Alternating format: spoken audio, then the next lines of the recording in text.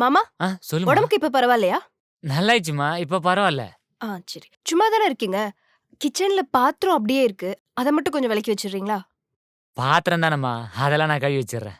ஆ, அப்படியே அந்த பாத்ரூம் என்னதான் கிளீன் பண்ணாலும் அப்படியே கிடக்கு. அதையும் கொஞ்சம். நான் நல்லா கழுவிடுறேம்மா.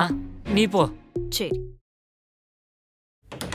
அப்பா அப்பா வாப்பா.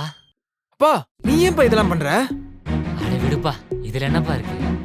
ஏன் வீட்ல சும்மா தானே இருக்காரு, பண்ணட்டும் விடு. ஏண்டி உடம்பு முடியாத ஒரு பையன் ஏண்டி இப்படி வேலை வாங்குற? பா நீ வைப்பா. ஏய், இந்த உலகத்திலே உங்க அப்பா மட்டும்தான் உடம்பு சரி இல்லாம இருக்காரா? நிம்மதியா இருக்கலாம்னு பார்த்தா தொல்லையெல்லாம் வீட்டுக்கு கூட்டிட்டு. டேய், ஏண்டி எங்க அப்பா உனக்கு தொலையா தெரியாதா? இதே உங்க அப்பாவுக்கு ஒண்ணுனா ஓடுவல. ஏண்டி இப்படி இருக்க? எல்லாரையும் ஒன்னா பார்க்க மாட்டியா? பொண்டாட்டி பேச்சு கேட்டு எத்தனையோ பசங்க அவங்க அப்பா அம்மா விட்டுட்டு தனி கொடுத்துன்னு போறாங்க.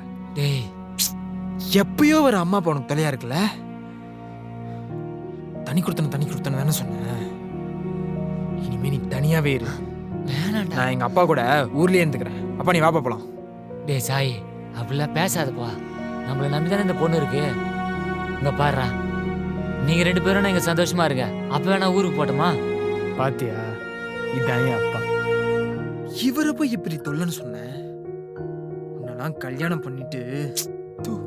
மாமா, என்ன மன்னிச்சிடுங்க. அம்மா நீ வேணாம்மா. நீயும் என்னோட பொண்ணு மாதிரிதாம்மா.